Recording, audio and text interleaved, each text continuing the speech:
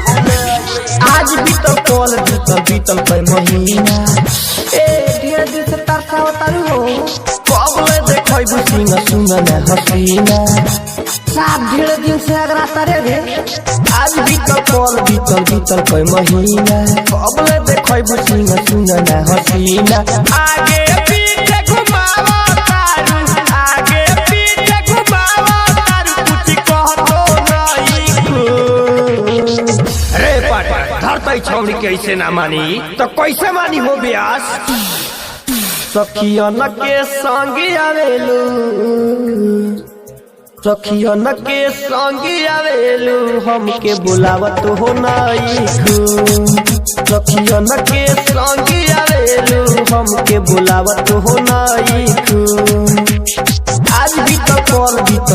कोई महीना कबले देखबू सिंह सुनन हसीना आगे पीछे घुमावा तार कुछ बताओ तो नहीं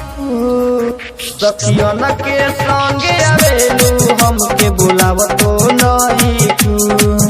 सखियन के संग आवेलू हमके बुलावत तो नहीं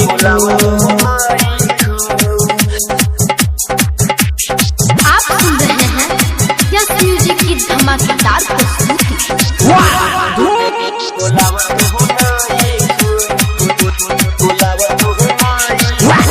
डीजे ओम शंकर खरबिंदा ढेर दिन से असरा लगवले बानी तोरे पापा मोरयास हो बतिया सुनला ए मोर करे जा कर जननी रास हो सुनना आशा बता देबे काहे हो ढेर दिन से असरा लगवले बानी तोरे पापा मोरयास हो सुनला बतिया ए मोर करे जा कर जननी रास हो काहे तारा पाव तारुआ पाना लभर के मन खुदा के रह गइल बा घाट के ना भइल बानी भइली ना घर के बुझाता बात मरिए कादना काहे तारा पाव तारुआ पाना लभर के घाट के ना भइल बानी भइली ना घर के नैना ते नैना लरावेलू नैना ते नैना लरावेलू फरियावत नहीं को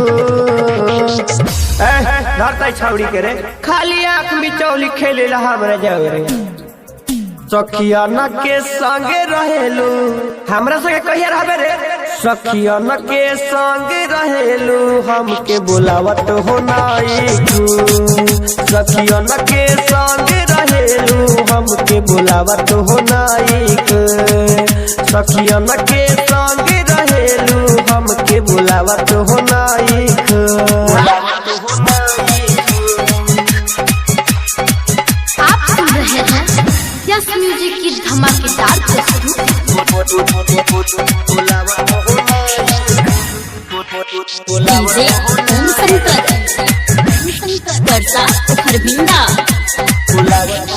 मधुसमानी चन रहता रे तोहरे रे फेरा में